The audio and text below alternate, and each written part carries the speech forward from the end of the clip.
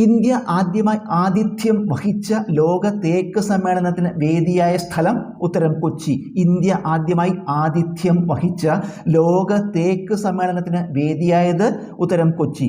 ഹരിത കേരള മിഷന്റെ 2025 പച്ചത്തുരുത്ത് പുരസ്കാരം ലഭിച്ച പഞ്ചായത്ത് ഏത്?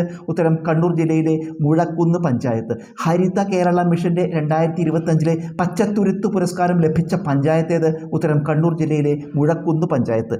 ലോക അത്ലറ്റിക്സ് 100 മീറ്റർ മത്സരത്തിൽ വിജയിച്ചതാര്? ഉത്തരം ജമൈക്കയുടെ മെലിസ ജെഫേഴ്സൺ. ലോക അത്ലറ്റിക്സ് 100 മീറ്റർ മത്സരത്തിൽ വിജയിച്ചതാര്? ഉത്തരം ജമൈക്കയുടെ മെലിസ ജെഫേഴ്സൺ. കേരള ക്രിക്കറ്റ് ലീഗിൻ്റെ 2ാം പതിപ്പിലെ ജേതാക്കൾ? ഉത്തരം Kochi blue tigers. Kerala cricket ലീഗിൻ്റെ 2ാം പതിപ്പിലെ ജേതാക്കളാര്? ഉത്തരം കൊച്ചി ബ്ലൂ ടൈഗേഴ്സ്. 2025 സെപ്റ്റംബർ 22 പ്രാബല്യത്തിൽ വന്ന GST പുതിയ നിരക്കുകൾ ഏവ? ഉത്തരം 5%, 18%, 40%. 2025 സെപ്റ്റംബർ 22 പ്രാബല്യത്തിൽ വന്ന GST പുതിയ നിരക്കുകൾ ഏതെല്ലാം? ഉത്തരം 5%, 18%, 40%.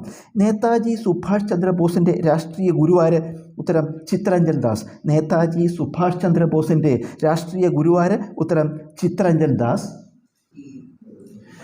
റെയിൽ അധിഷ്ഠിത മൊബൈൽ ലോഞ്ചറിൽ നിന്ന് ഇന്ത്യ വിജയകരമായി വിക്ഷേപിച്ച മിസൈൽ ഏത്? ഉത്തരം അഗ്നി. റെയിൽ അധിഷ്ഠിത മൊബൈൽ ലോഞ്ചറിൽ നിന്ന് ഇന്ത്യ വിജയകരമായി വിക്ഷേപിച്ച മിസൈൽ ഏത്? ഉത്തരം അഗ്നി. സംഗീത മേഖലയിലെ സമഗ്ര സംഭാവനയ്ക്ക് തമിഴ്നാട് സർക്കാർ നൽകുന്ന MS സുബ്ബുലക്ഷ്മി പുരസ്കാരം നേടിയതാര്? ഉത്തരം KJ യേശുദാസ്. സംഗീത മേഖലയിലെ സമഗ്ര സംഭാവനയ്ക്ക് തമിഴ്നാട് സർക്കാർ നൽകുന്ന MS സുബ്ബുലക്ഷ്മി പുരസ്കാരം നേടിയതാര്? ഉത്തരം KJ യേശുദാസ്. അക്കാമ്മ ചെറിയാനെക്കുറിച്ച് ദേശസേവികാ സംഘം സ്ഥാപിച്ചു. 1938 രാജധാനി മാർച്ച് നയിച്ചു. സ്വാതന്ത്ര്യാനന്തരം കാഞ്ഞിരപ്പള്ളി നിയോജക മണ്ഡലത്തിൽ നിന്ന് എതിരില്ലാതെ തിരഞ്ഞെടുക്കപ്പെട്ടു. ഡോക്ടർ വേലുക്കുട്ടി അരയനെക്കുറിച്ച്